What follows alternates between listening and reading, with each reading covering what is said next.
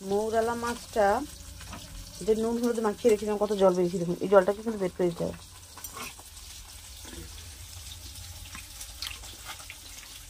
জলটা বের করে দিলাম।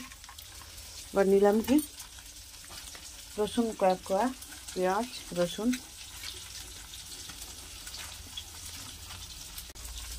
এই সবটা একসঙ্গে বেটে নেব। আর একটু কালো সরিষা বাটবো। দেখুন পেঁয়াজ, রসুন আর লঙ্কা বেটে নিচ্ছি। এবার আমি কালো সরিষা নিচ্ছি। কালো সরিষাটাকেও ভালো করে বেটে নেব। এবার মৌরালা মাছের পাতা পোড়াটা করার জন্য কাঁচা লঙ্কা চিড়ে নিচ্ছি, পেঁয়াজ কুচিয়ে নিচ্ছি, সরিষা, রসুন, পেঁয়াজ সবই বাটা আছে মৌরালা মাছ। আচ্ছা, এবার এটাতে আমি কী কী দিব? তেল দিলাম,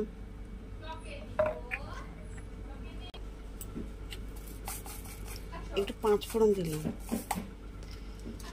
হলুদ গুঁড়ো, লঙ্কা গুঁড়ো, না সরি লঙ্কা গুঁড়ো দিচ্ছি না, নুন দিচ্ছি, একটু কাঁচা তেল দিলাম। আচ্ছা, পাতায় একটু তেল দিতে হবে। পাতাটাকে কেটে ধুয়ে নিচ্ছি। এবার দেখুন মাখাচ্ছি, সবটাই একসঙ্গে মাখিয়ে দেবো। যেহেতু মাছটায় নুন হলুদ আগে মাখিয়েছিলাম, ওই জন্য নুন একটু কম দিলাম। আর পাতা পুরো মানে শুকনো শুকনো হয়ে যাবে। এই যে দেখেছেন। এবার আমি সব ঢেলে দিলাম এটাতে।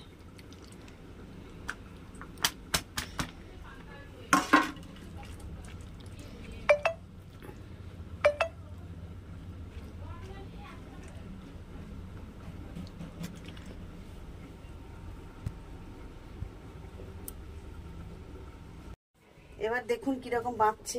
এইভাবে ভাঁজ করছি। এই যে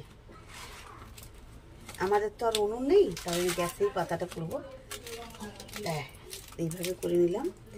এবার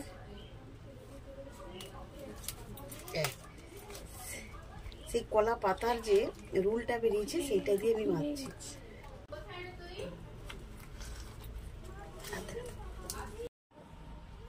দেখুন এবার ফ্রাই প্যানটা বসিয়েছি, জ্বালানি দিয়েছি। এবার ফ্রাই প্যান তো তাড়াতাড়ি গরম হয়ে যায়। এবার আশা করি গরম হয়ে গেছে। একটু তেল দেবো, জাস্ট ফ্রাই প্যানটা না জ্বলে যাওয়ার জন্য। আমাদের তো কড়াইও করি, ফ্রাই প্যানও করি, উনুন নেই তো, উনুন নেই বলে সমস্যা। এবার দেখছেন এই যে ফ্রাই প্যান একটু নতে এইটাকে এরকম দিয়ে দিলাম। এবার এর একটা ঢাকনা আছে, ঢাকা দিয়ে দিলাম। গ্যাসটা একদম সিম করে দেবো। এবার ঢাকনাটা খুলে দেখি কি ব্যাপার হলো।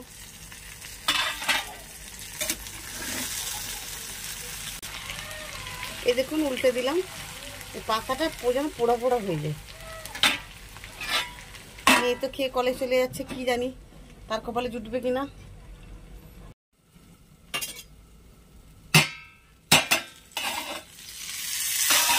পাপা তোর খাওয়া হয়ে গেল নাকি রে? এই যে উল্টে দিয়েছি, বাবাই তার বলছে খাওয়া শেষ। সময় লাগে না, এটা উনুনে হলে ভালো হয় জানিস। দেখি কত দূর হলো।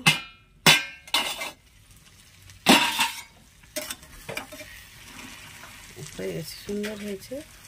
এটা আমি এবার পরে খুলে দেখাবো, ঠান্ডা হোক।